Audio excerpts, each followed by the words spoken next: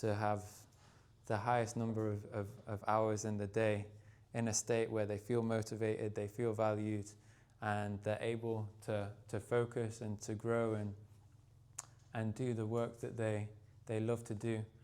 And it is...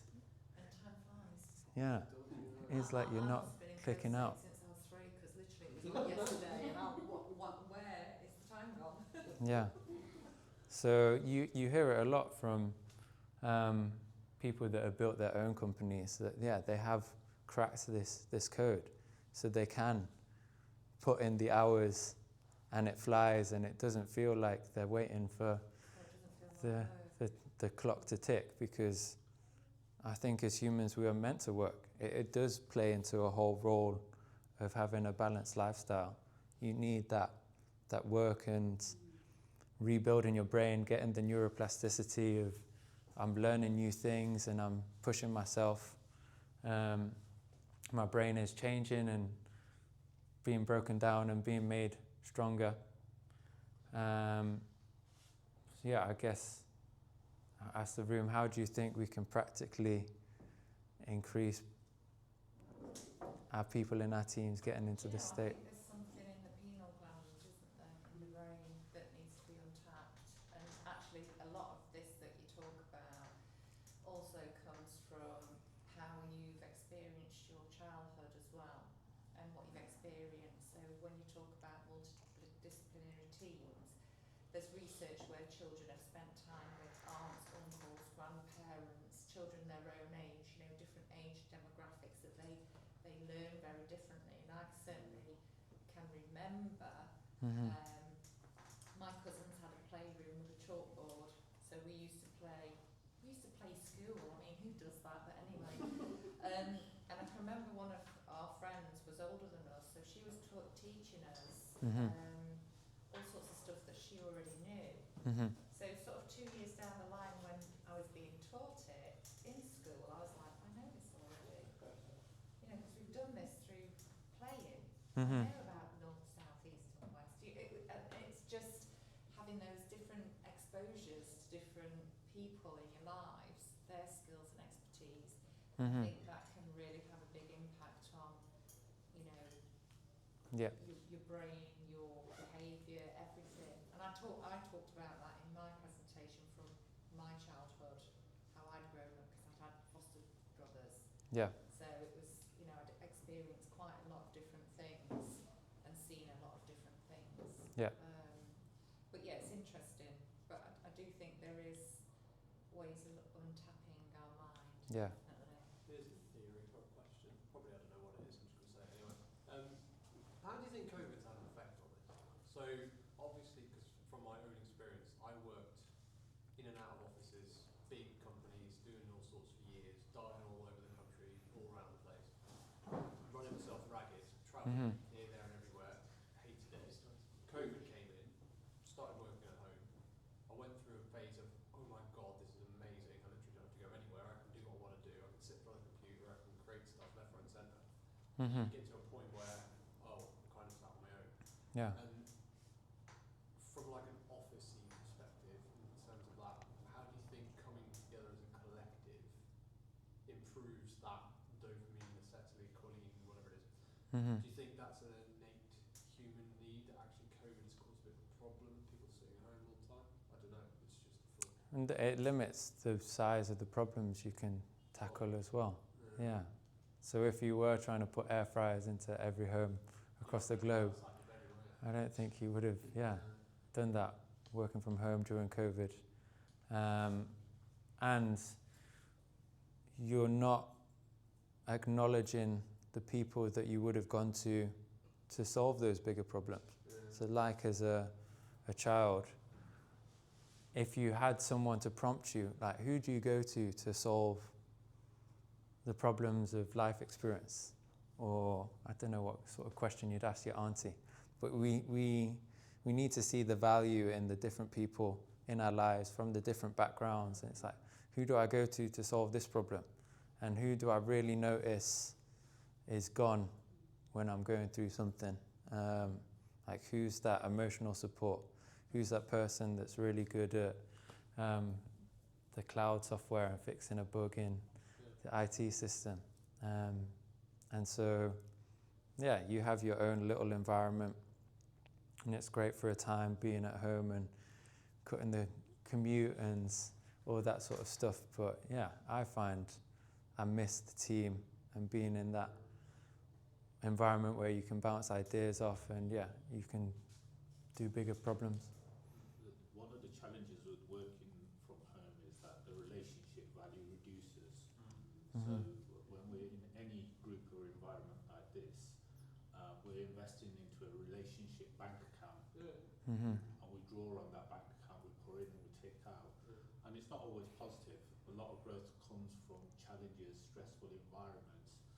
One of the challenges with home working environment is you can avoid the stress. You can shut down your laptop, you can avoid it. And as soon as we start removing ourselves from any stressful environment, we limit our growth. And we go more into protection mechanism rather than actual growth. And growth actually requires us to continuously step outside. Can I just add one more point to what you said? When you were doing the things that you were doing, like the driving, one of the things as human beings, we become adaptive. We minimize the benefits of something and start focusing on the stresses and the downsides. And that's lack of gratitude in what was actually there. So that's when you start to hate, because you don't see the benefits that you actually had when you were traveling. So when you then put into another environment, you've got the benefits of the new environment, but not the downsides. So, I'm at home, I've got the flexibility. The problem with COVID is we've ended up into a survival strategy. When you go into a survival strategy, we start shutting down. Protectionism. As we've come out of COVID, even though the environment's changed, we're still psychologically in a protective environment, which is why the numbers have grown, dropped, and now they're growing back up. Over the next few months, as people start getting out, there should be 30, 40, 50 people in this room. But it requires people to take that initial leap and step outside of their comfort zone. You know, I literally personally sat at home for 5 years. We have to The first time I came here, I was like, Yeah. we have to force ourselves to step outside. So that's where it is. It's not engaging. Go on. That thing that you said, that neuroplasticity reduces. Yeah, that's what I was going to bring back. Across the norm it can, but it was covered the previous week about curiosity. Curiosity is the response to that reduction in neuroplasticity. I think you're doing a podcast on it next week, aren't you? On Wednesday, curiosity. So exactly, to counteract that reduction in neuroplasticity, curiosity is the cure. Anyone who remains curious about anything can counteract that. And it's these statistics say they reduce. Is only within a range. It might reduce, but it hasn't disappeared. It's still there. But you need to be putting yourself in those environments where you're meeting people that think differently to you, that forces that neuroplasticity, and you're like, oh, I'm not just in my room and I have to ask my beanbag, like, what does it think of this problem? You're meeting someone, oh, the software developer thinks completely different to the electronics engineer. And it forces you to change your way of thinking and to continue working can actually be good. that neuroplasticity. Conflict can actually be good for growth, because when it's like what you're saying about energy. It releases a massive amount of energy when you're in conflict, and puts you in states that you're not usually in. That adrenaline and Be used, exactly. It can be used in a positive way, and people can trigger you. Good.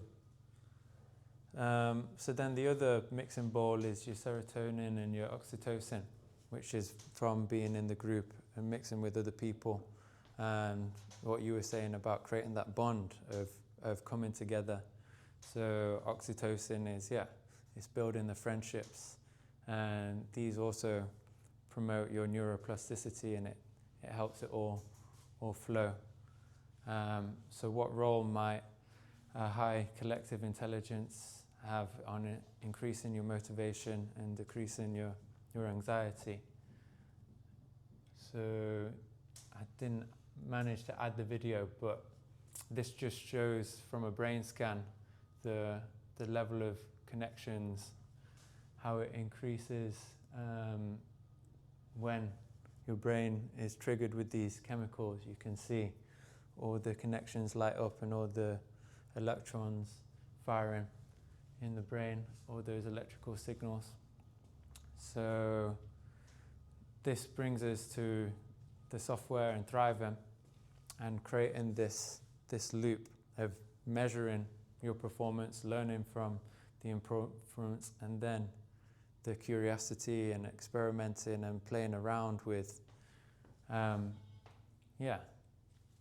hitting those targets of getting your team into their focus state more often on a daily basis and for a prolonged period of time.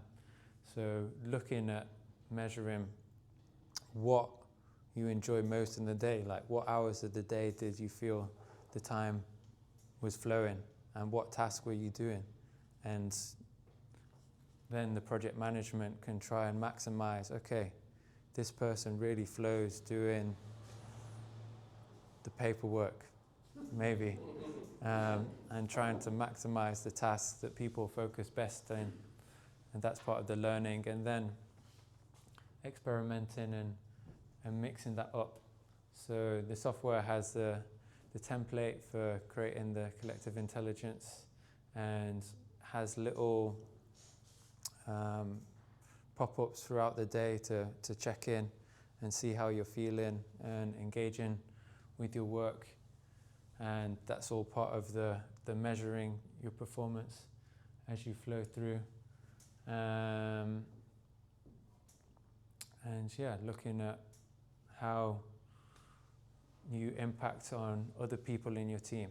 So there will be people in your team that are kind of the most important in a way, or people that are lent on more. So if they're off sick, the whole team's performance will reduce because you have key problem solvers. You have the people that you go to on a more regular basis. And so finding ways to not undermine the other people, but make sure we're rewarding our overachievers, the people that are lent on more. The people that have a higher impact on the performance of the team.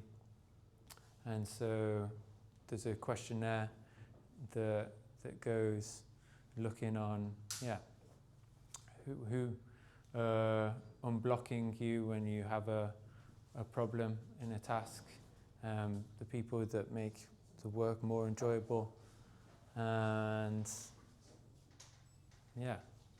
working on how we can impact each other better as a company. So here we go. This is the first time I'm doing this presentation, so there we go. By that sounds like that's going to be another session. Could be, yeah. You really want that hat. You are going to get that hat. I'm going to have to get it printed, aren't I? Exactly. So we're looking at a business model for Thriving and coming in and doing training and workshops on how to build this collaborative culture in organizations. And so coming in and doing a session over 2 weeks. So it's all about Thriving teams to get their best performance in the workplace. And up in Haven, that was me. Brilliant,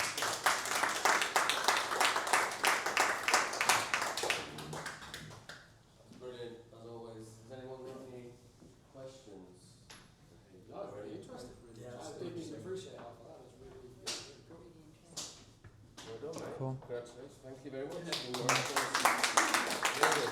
Feel free to stick around, mingle, coffee, tea. Like I said, I'm going to play around with NA and try and figure some of that out. You've done it before, so maybe learn off you. Just play around with that, look at some ways of using it, I guess, and then just play around with it and just keep doing that. So if you want to stick around, you're free to work, Wi-Fi code to the back. It's nice to see everybody again and some familiar faces. And just spread the word if you can. Just post it on social, it really does help. And just keep coming and tell your friends. Amazing. Thank you guys. Thanks, Martin. Cheers, mate. Good. I'll take that off. Yeah. Amazing.